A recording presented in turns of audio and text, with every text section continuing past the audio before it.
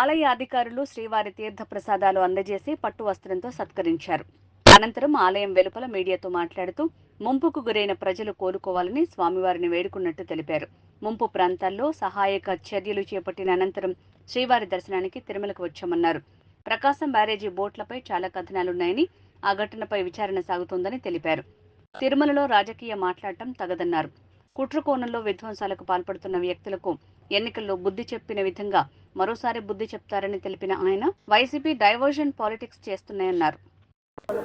ఈరోజు స్వామివారి దయ వల్ల నాకు నా మిత్రులందరికీ కూడా ఇవాళ వెంకటేశ్వర దర్శనం కలిగించినందుకు ముందుగా నా వెంకటేశ్వర స్వామికి మనస్ఫూర్తిగా నమస్కారం తెలియజేస్తూ, మొన్న ఏదైతే ఆంధ్రప్రదేశ్లో విజయవాడ నగరానికి కానీ ఉన్న ప్రాంతాలకు కానీ ముంపుకు గురైన ప్రజలందరూ కూడా బాగుండాలని, వారు త్వరలో కోలుకోవాలని చెప్పి, అక్కడ ఉన్నటువంటి పరిస్థితులు బాగుండాలని చెప్పి, రాష్ట్ర ప్రభుత్వం బాగుండాలి, అందరికీ మంచి జరగాలి అంటే దేవుడు ఆశీస్సులు మనకు ఉండాలనే ఆలోచనతో ఈ తక్షణం విజయవాడలో అక్కడ ఫ్లడ్ డ్యూటీ చేసిన తర్వాత స్వామిని దర్శించుకుని మా ముఖ్యమంత్రి గారికి, పవన్ కళ్యాణ్ గారికి, అదేవిధంగా బీజేపీ నాయకులకి అందరూ కూడా ఆరోగ్యాన్ని ఇచ్చి ప్రజలకి సంతృప్తికరమైన పరిపాలన అందించి అందరూ క్షేమంగా, ప్రజలందరూ క్షేమంగా ఉండాలని చెప్పి నేను ఆ దేవుడిని మనస్ఫూర్తిగా కోరుకుంటాను.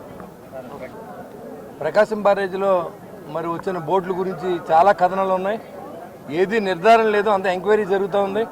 దాని మీద మనం ఎవరినైనా బ్లేమ్ చేయడం, దేవుని సన్నిధికి వచ్చినప్పుడు రాజకీయాల కంటే కూడా భగవంతుని మనం కోరుకోవాల్సింది ప్రజా సంక్షేమం కోరుకుంటాం, ప్రభుత్వ సంక్షేమం కోరుకుంటాం, ప్రభుత్వం బాగుండాలని కోరుకుంటాం తప్ప ఎవరైతే కుట్రకోణంలో విజయవాడ నగరాన్ని ముంచాలని ఆలోచన చేస్తారో వారందరికీ వెంకటేశ్వర లాస్ట్ టైం ఎలా అయితే బుద్ధి చెప్పాడో అదేవిధంగా వాళ్ళందరికీ బుద్ధి చెప్తాడు. కాబట్టి పేర్లు తెలియకుండా మనం చెప్పడం అనవసరం. కాబట్టి దాని గురించి నాకు పెద్దగా తెలీదు. ఎంక్వైరీ జరుగుతోంది, ఎంక్వైరీ వచ్చిన తర్వాత ఖచ్చితంగా చెప్తాను. ఇది ఒక డైవర్షన్ పాలిటిక్స్ అండి. ఎందుకంటే ఇవాళ ప్రభుత్వం సజావుగా సాగుతోంది.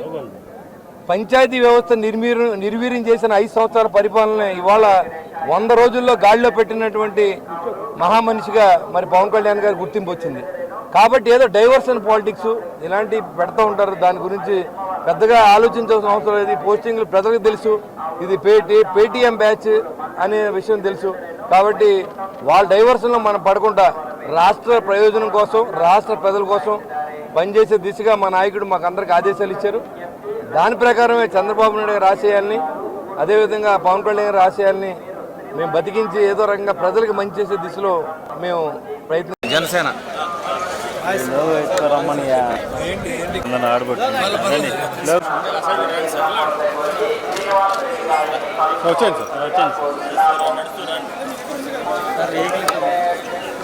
ఆడికే వస్తున్నా